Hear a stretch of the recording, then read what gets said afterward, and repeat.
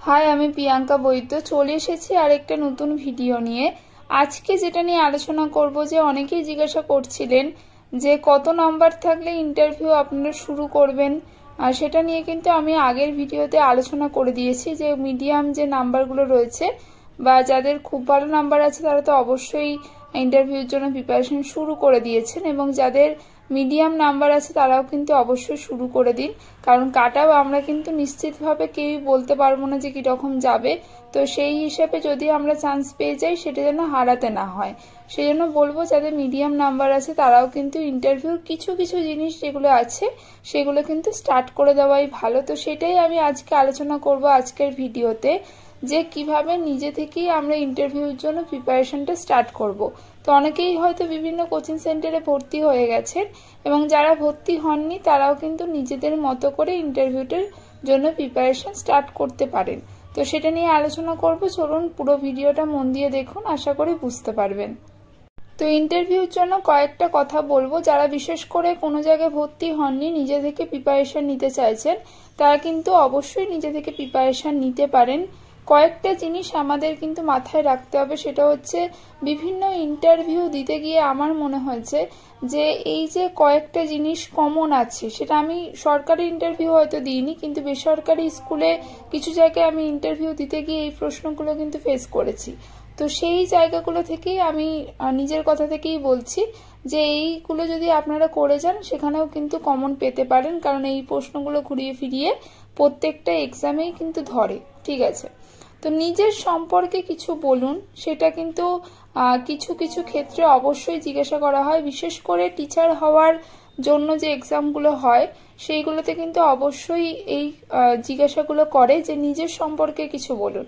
সেই ক্ষেত্রে আপনারা নিজের নামটা তো বলবেই, কোথা থেকে গ্র্যাজুয়েশন কমপ্লিট করেছেন, মাস্টার ডিগ্রি কমপ্লিট করেছেন, এবং সেটা কোন ইউনিভার্সিটির আন্ডারে করেছেন সেটা বলবেন, বিএড কোন ইয়ারে কমপ্লিট করেছেন, এবং আপনাদের হবি কি সেটা কিন্তু অবশ্যই সেটার সাথে একসাথে বলে দেবেন। এবং আপনারা এখন কি করছেন সেইটাও কিন্তু জিজ্ঞাসা করতে পারে, যে অনেকেই টিউশন করে বা বিভিন্ন জব করে, সেই জব সম্পর্কে কিন্তু ভালো করে আপনাদের জেনে রাখতে হবে। সেটার বিশেষ করে কোনো জব যদি করে থাকেন সেটা কিন্তু ভালো করে ডিটেলসে জেনে থাকবেন সেই বিষয়টা। বা হবি যদি কেউ পেন্টিং বলেন তাহলে সেখানে কিছু পেন্টারের নাম জেনে রাখবেন, বা কি ছবি আঁকতে ভালোবাসেন সেই সব সম্বন্ধে কিন্তু জিজ্ঞাসা করতে পারে। যদি গান হবি বলেন তাহলে কিন্তু গান গেয়েও শোনাতে বলতে পারে, সেটাও একটু প্র্যাকটিস করে যাবেন। এবং নিজের নামের মানে জিজ্ঞাসা করতে পারে। ঠিক আছে, তো নিজের নামের মানে জিজ্ঞাসা করতে পারে, এবং সেখানে আপনাদের এটাও জিজ্ঞাসা করতে পারে। আমার ক্ষেত্রে একবার আমাকে জিজ্ঞাসা করেছিল যে এই যে আমার নাম প্রিয়াঙ্কা, সেই প্রিয়াঙ্কা নামের দুজন ব্যক্তিত্বের নাম বলো যারা অলরেডি খুব ফেমাস। ঠিক আছে, তো সেইটা কিন্তু আপনাদের নামে যদি বিখ্যাত কোনো ব্যক্তিত্ব থাকে তার সেটা কিন্তু অবশ্যই জেনে যাবেন। ঠিক আছে, এরপরে কিন্তু আপনারা নিজের জেলা সম্পর্কে অবশ্যই জেনে যাবেন। নিজের জেলা থেকে কিন্তু প্রচন্ড প্রশ্ন আসতে পারে। তো দর্শনীয় স্থান, বিখ্যাত স্থান কি আছে, বিখ্যাত খাবার কি আছে, এবং সেই জেলা কিসের জন্য বিখ্যাত, এইসব কিন্তু নানা রকমের প্রশ্ন আসতে পারে।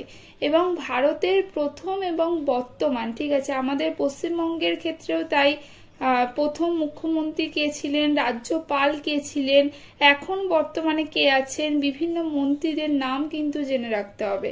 ঠিক আছে, এবং বিশেষ করে রাজ্য সরকারের যে প্রকল্পগুলো রয়েছে, এডুকেশনের সাথে রিলেটেড যে প্রকল্পগুলো রয়েছে সেইগুলো কিন্তু বিশেষ করে আমাদের পড়ে যেতে হবে। সেখান থেকে কিন্তু কোন সালে সেই প্রকল্পগুলো করা হয়েছে এবং সেইগুলো কেন কিভাবে কাজে লাগছে, মানুষের কাজে উপকারে লাগছে, সেই প্রকল্পগুলো সম্পর্কে কিন্তু আমাদের ভালো করে জেনে যেতে হবে। তারপরে আসছি নিজের সাবজেক্ট, আমরা সবাই কম বেশি জানি, তো সেটা কিন্তু অবশ্যই আমাদের ডিটেলসে পড়তে হবে। বিশেষ করে 9, 10, 11, 12 যে সিলেবাস আছে সেই অনুযায়ী ভালো করে একটু কিন্তু ঝালিয়ে নেবেন। অবশ্যই আমরা পড়েছি, নিজের সাবজেক্ট সবাই জানেন, তো সেই হিসেবে কিন্তু একটু পড়ে রাখবেন। এইগুলো কিন্তু নিজে থেকেই নিজেরা স্টার্ট করে দিতে পারেন, কোনো অসুবিধা নেই। এবার আসি ডেমো যে পড়ানোর ব্যাপারটা। যারা টিউশন পড়ান তাদের কাছে কোনো অসুবিধা নেই, কিন্তু যারা হয়তো একটু নতুন আছেন তারা হয়তো অনেকটা প্র্যাকটিস করতে হবে। তার জন্য নিজেদের বাবা মাকে সামনে বসিয়ে, যদি বোর্ড নাও থাকে তাহলে কিন্তু এমনি আপনারা ডেমো দিয়ে একটুখানি নিজেরা প্র্যাকটিস করতে পারেন, ঠিক আছে। এবং যাদের পড়ান, যাদের বোর্ড আছে, তারা নিজের মতো করে বাবা মা বা কাউকে বসিয়ে যদি সামনে বসিয়ে যদি ডেমো সেশনটা দেন তাহলে তো খুবই ভালো হয়। তাহলে আজকের মতো টাটা, নেক্সট ভিডিও নিয়ে খুব তাড়াতাড়ি হাজির হব।